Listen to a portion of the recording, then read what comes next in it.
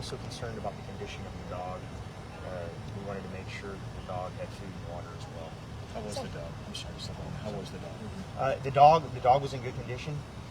Bark took custody of the dog in good condition. So,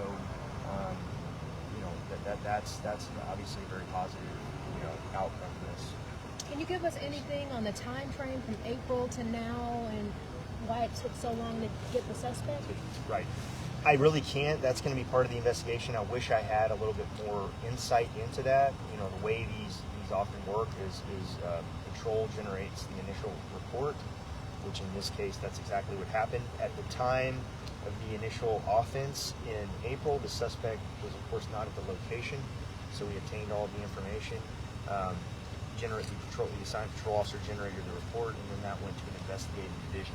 I can tell you that our Southeast Division Crime Suppression Team actively follows up and works routinely with our investigative divisions on cases, and in this particular instance, worked with the concerned division and was able to locate the suspect yesterday. Was it the accusations from that document that from back in April that made it so serious for you guys wanting to break into there today? Correct. Yes. Due to the nature of the offense, we were very concerned that there could have been somebody in there that needed immediate assistance. We would not have entered a residence without a warrant unless we had serious concerns about somebody's safety. And again, due to that nature and the severity of the allegations in that incident report and the complainant's statement, we felt that we had no other choice. And we felt that any unnecessary delay could jeopardize our safety. Does it sound like trafficking? I'd hate to speculate. I really would. I just don't have enough information. So I would probably like you to follow up with the investigator at a later time once we have a little bit clearer picture of what happened. But again, nobody was in residence, so we are still searching for this complainant.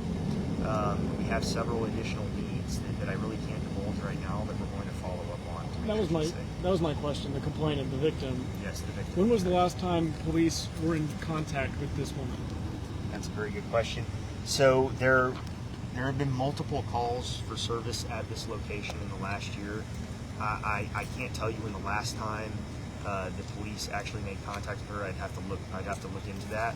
I can tell you for a fact that we did not make contact with her yesterday during the arrest of the individual, the male who owns the residence. And of course, we haven't made contact with her today. So I'm sorry I can't be a little bit more give you a little bit more information about that. To clarify, the complainant, that's the person that's... I'm sorry, yes, the female. From back in April, that's the same person. A 30-year-old female. I really can't release her name right now until I follow up with the investigative division and our public information officer. Because again, my main concern is, of course, I want to share information as freely as possible, but I also don't want to jeopardize anybody's safety. Well, we're talking about the same person. Yes, right? I'm sorry. I shouldn't have used the term complainant. The female who was in the original report, who was being held captive inside that room, allegedly. And do we believe that she was the only one in there, or are you looking for other potential We people? believe at this time that she was the only individual in that room. I don't know how many. This is the first time I've been at this location, so I'd hate to think there were any others that were in that circumstance as well. But it's something we will definitely follow up on. The paperwork says 4 to 5 years ago she went missing, was pregnant. Anything with that? It sounds like you have a bit more information on her background than I do. I haven't had the opportunity to really dig as much as I'd like. So that's something that will lead to the investigation as well. And I'm sorry to provide any more insight. I think my last question, just seeing the accusations and then also looking inside the windows, seeing the deadbolts and the locks and the boards over the windows. I mean, what do you think about this? It's disturbing on a personal level. My heart goes out to the woman involved because she is a victim, and I have not met her personally, but anybody with children or anybody with a family member who has struggled in their life and has been preyed upon by those who are out for their own ends at the expense of others It makes me sick as a human being. And I can tell you, as a police department, we are here for the citizens of Houston. We're here for the community, and we're here to make sure that this individual and her family gets justice. One quick final question. The contact that was made with the individual that owns this home, was that the first contact that HPD had since the warrant was issued and this whole thing transpired back in April? That's a good question, and I don't want to answer because I don't know the answer to that. My assumption would be yes, because the warrant was. It's my understanding the warrant was filed in April. That's when the initial report was completed. So had there been an active felony warrant and we had made contact with the individual, we would have made the arrest. So I can't give you a definitive yes, but that's my assumption. It's not like he was booked, bonded out, and then you picked him up again on the same thing. No, I don't believe so. Okay, so this was the arrest. Yes, correct, sir. So, sir, we're actually live right now on Eyewitness News. Can you give us just a quick recap just on what happened here, why y'all are here? Yes. So we received there was some investigative reporting done. I received a phone call from my public information officer who stated that he had received some questions from the media about this residence, and that there were members of the media at the house currently, and they knocked on the door. I assume in an effort to make contact with anybody inside, and at that point they heard, it's my understanding, a dog barking and the TV going, so they contacted our public information officer. So that initial information, of course, got the ball rolling on our end, and at that point I was notified, and we initiated a welfare check. And tell us what you found when y'all opened the door. When we opened the door of the apartment, we found a dog inside, feces on the ground, and an empty room with the TV on. So there was nobody inside the residence. The dog, thankfully, was not harmed, and Bark took the animal into custody. And to be clear for our viewers, you were still looking for a potential victim who you haven't been able to get in touch with. If you could explain that situation. Yes, that's absolutely correct. So that is the reason that we actually went into the residence in the manner that we did, is because we were concerned about the welfare of a potential victim who we were unable to contact. We did attempt to make contact with the victim. It's my understanding that we had several phone numbers associated with that victim, but unfortunately we were not able to speak to her, and we had no other good points of contact. We tried to exhaust all of our possibilities before going into the house. And I know that inside that room, there were locks, there were deadbolts, that there were signs that somebody had been held there against their will, right? I wouldn't want to say that I noticed signs that anybody had been held in that room against their will, other than the fact that, yes, it appears the only point of entry and exit into that room was through a door that was secured by a deadbolt that could have been locked from the outside. Other than that, it didn't appear to me, and I haven't, again, this is going to be a situation we're going to need to really follow up with the investigative division, so I don't want to speak out of turn, but that, just having the fact that somebody could be secured in that room by a deadbolt and not have the ability to leave, to me is alarming. Absolutely, and thank you so much for the update. Thank you, sir. Thank you. It's your boy Grizzy live here with the Hood News. We're here in Southeast Houston, you guys, right off of MLK. This is right off of MLK. I hope she's okay, you guys. We still don't know the whereabouts of this woman. So yeah, it's really crazy stuff, man. I see this.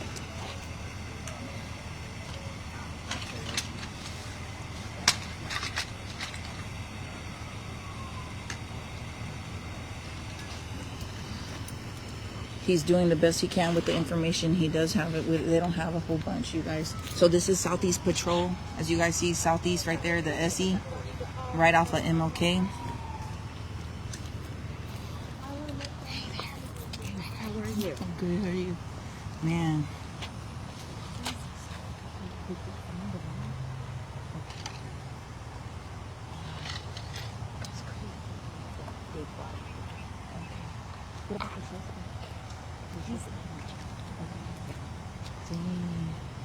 So the guy is in jail, you guys. This is, I just walked, I mean, I pulled up right when they were starting the conference, but he was able to do a quick recap. The man is in jail. He's in custody, right? And they were concerned because there's a woman, I guess, that's been missing for some time. And they came over here to look, to see if she's in there. And they found the dog with the TV and a lot of feces from the dog. And earlier we shared Matthew Seedorf's post. Just crazy stuff, you guys. They're doing what they can with the little information they have, but they secured a warrant and they went in. That's crazy. I hope she's okay. And they have not released the name of this woman yet. And let me show you guys, for those unfamiliar with what we posted earlier, make sure you're following Grizzy's Hood News. And I thank everybody for their patience. The asking over and over what's going on, just give us some time and you'll definitely be informed. We shared this right off of Matthew Seedorf. He's in custody right now. They did not find anybody.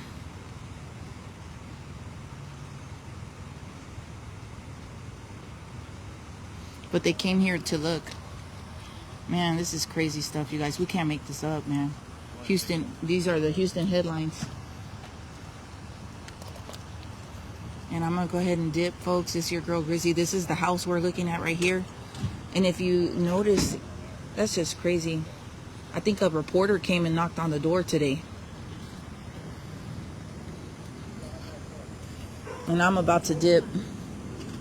There's the TV that's on.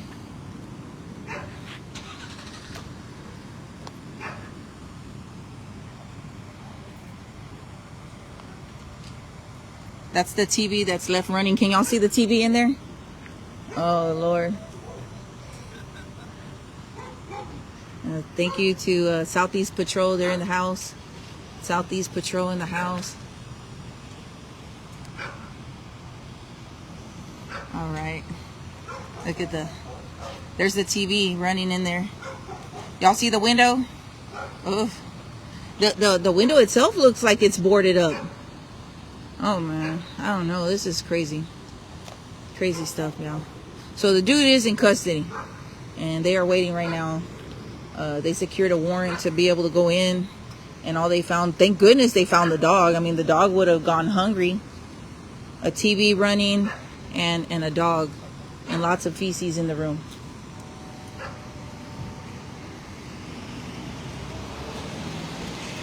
No word on the name of that victim, on the alleged victim.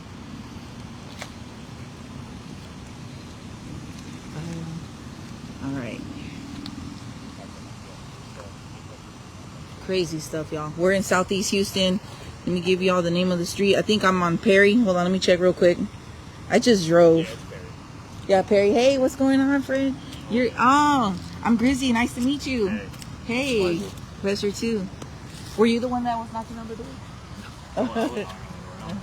Somebody went and knocked on the door. I think HPD did. Oh, okay. They said a reporter did too. Oh. Yeah, that's what he said in the thing.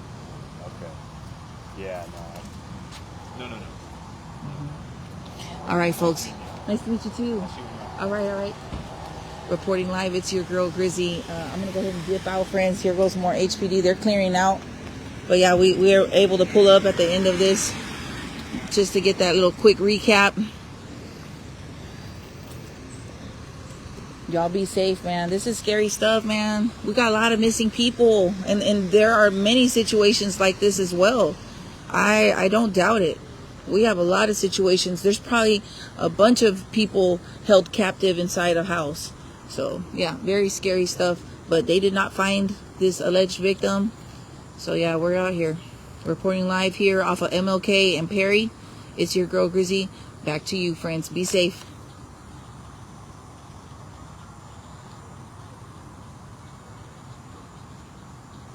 Hey, can you guys still hear me?